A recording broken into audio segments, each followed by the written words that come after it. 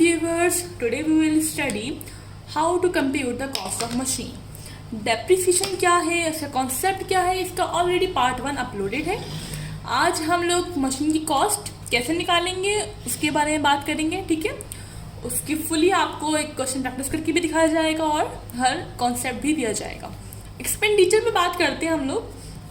ये एक्चुअली बहुत अहम टॉपिक है. अगर आपको ये एक दफ़ा क्लियर हो जाए तो ऑब्वियसली आपके लिए डेप्रिसिएशन की क्वेश्चन सॉल्व करना काफ़ी इजी हो जाता है. तो हम बात करते हैं कैपिटल एक्सपेंडिचर और रेवेन्यू एक्सपेंडिचर.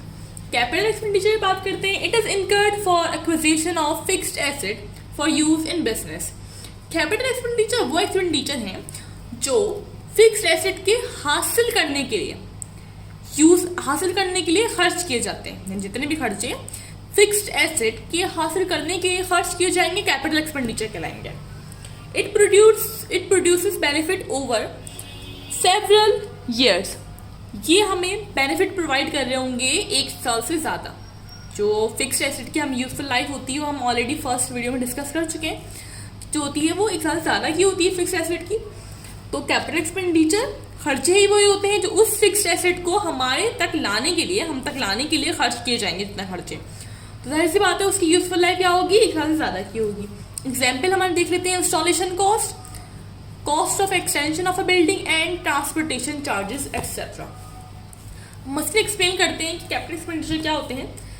देखिए, एसेट खरीदने से लेकर एसेट यूज करने तक, एसेट को यूज करने तक जो जरूरी खर्चे हैं कैपिटल एक्सपेंडिचर कहलाएंगे. I will give you example कि अगर आपके एक दोस्त ने कहा आपसे कि आप उन्हें एक ड्रेस ला के दीजिए. ठीक है, उन्होंने आपको बजट बता दिया कि भाई 2000 के अराउंड ड्रेस चाहिए उनको. आप गए मार्केट से. ठीक है, आप किराया खर्च करके गए. आप 500 रुपये आने के लगे और 500 रुपये जाने के लगे. किराया जो खर्च हुआ आपका 500 रुपये. ठीक है, टोटल 1000 रुपीज आपका किराया में खर्च हुआ. आपने 2000 का ड्रेस खरीदा. अपने दोस्त से आपने क्या बोला कि मुझे 3000 रुपीज दे दो. आपने 2000 नहीं मांगे, आपने क्या मांगे, 3000 मांगे. क्यों? क्योंकि आपने साथ किराया भी इंक्लूड करा. अब उसको आपने मतलब बताया भी कि हाँ 2000 का ड्रेस था और किराया मिलाकर 3000 का हो गया. ड्रेस भले ही 2000 का था लेकिन उसे कितने का पड़ा आपके दोस्त को, 3000 का पड़ा. ठीक है, इस तरह अगर हमें कोई डिस्काउंट मिलता फॉर से दुकानदार ने पहले हमें 2000 बताया. औरतों की ज़्यादा आदत होती है कि बार्गेनिंग करनी. उन्होंने बार्गेनिंग करा भाई और बार्गेनिंग करके वो 2000 के सूट को 1000 में ले आई. सही, ऐसा होता है. इतनी बार्गेनिंग करके इतने प्राइस गिर जाते हैं. तो वो 1000 रुपये डिस्काउंट मिला. ठीक है, तो पहले आप दोस्त को बताओ कि हाँ 2000 का सूट है, 1000 डिस्काउंट है, तो 1000 क्या हो जाएंगे, लेस हो जाएंगे. कितने बचे बाकी के 1000 और किराया मिलाया तो 2000 आप उसे टोटल ले लोगे. यानी कि आपके दोस्त का सूट 1000 का नहीं पड़ा बल्कि 2000 का पड़ा. वही कैपिटल एक्सपेंडिचर है. ठीक है, वो जो किराया था असल में वो कैपिटल एक्सपेंडिचर कहलाएगा जो कि कॉस्ट में इंक्लूड होगा. ठीक है, फिर रेवेन्यू एक्सपेंडिचर पर आते हैं हम लोग.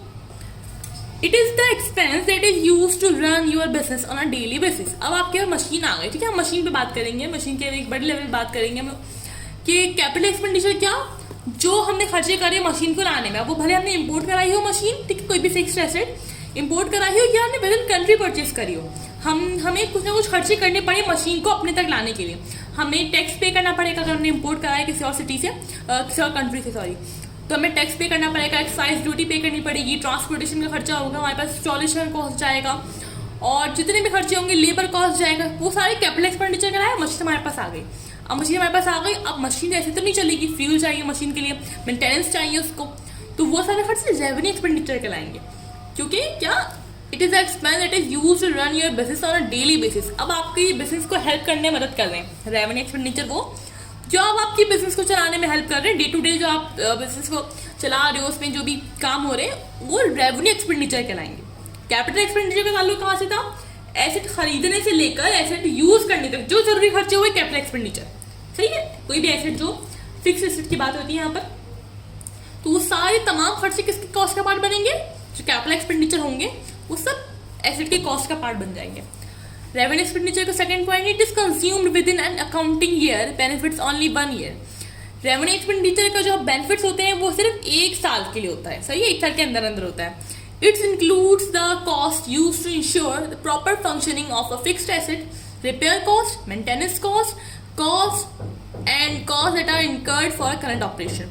ये इंक्लूड करती है, शामिल करती है उन तमाम कॉस्ट को जो कि इंश्योर करते हैं, यकीन बनाते हैं प्रॉपर फंक्शन हो, यानी कि प्रॉपर काम ले सके हम एक फिक्स्ड एसेट से, जिसमें रिपेयर आपको रिपेयर कराने की जरूरत पड़ती है, आप कोई मशीन करोगे यूज करोगे तो ऑब्वियसली इसमें रिपेयर का खर्चा भी निकलता है और फ्यूल का खर्चा और जो भी इतने भी खर्चे हैं तो वो सारे रेवेन्यू एक्सपेंडिचर का पार्ट बनेंगे। आई होप ये क्लियर हो गया। अगर कैपिटल एक्सपेंडिचर और रेवेन्यू एक्सपेंडिचर को आप अभी भी डिफरेंशिएट नहीं कर पा रहे so you can ask me on the comment section, okay.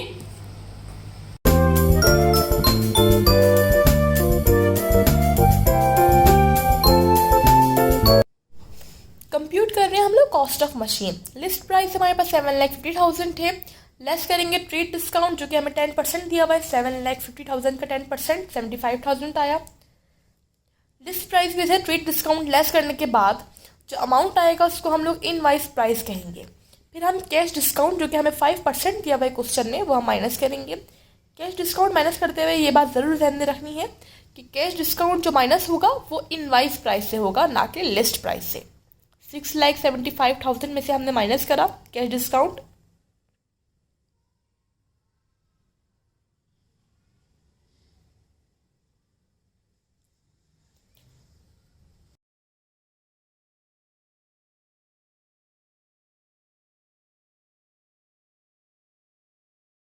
अभी आपने सवाल में लिखा, हमने क्रेडिटर टर्म के बारे में देखा कि उन्होंने क्रेडिटर टर्म दी हुई है 5/15 एन डिवाइड बाई 45 लिखा हुआ है। इसका मतलब समझते हैं आज। एन मतलब नॉर्मल पेमेंट, यानी कि वो पेमेंट जो सामने वाले ने आपको करनी थी, ठीक है, या फिर आपने सामने वाले को करनी थी। डेज 45 यहाँ पर डेज है, ठीक है, 45 डेज यानी कि वो पेमेंट 45 में होनी थी, ठीक है, वो जो पेमेंट थी वो 45 डेज के बाद होनी थी, लेकिन आपको 5% का डिस्काउंट दिया गया और डेज कम होकर 45 से लेकर 15 पर आ गया। ये कैश डिस्काउंट है जिसके बारे में हमने एक अलग सेपरेट वीडियो चैनल पर मौजूद है, ठीक है, आप वो देख सकते हैं।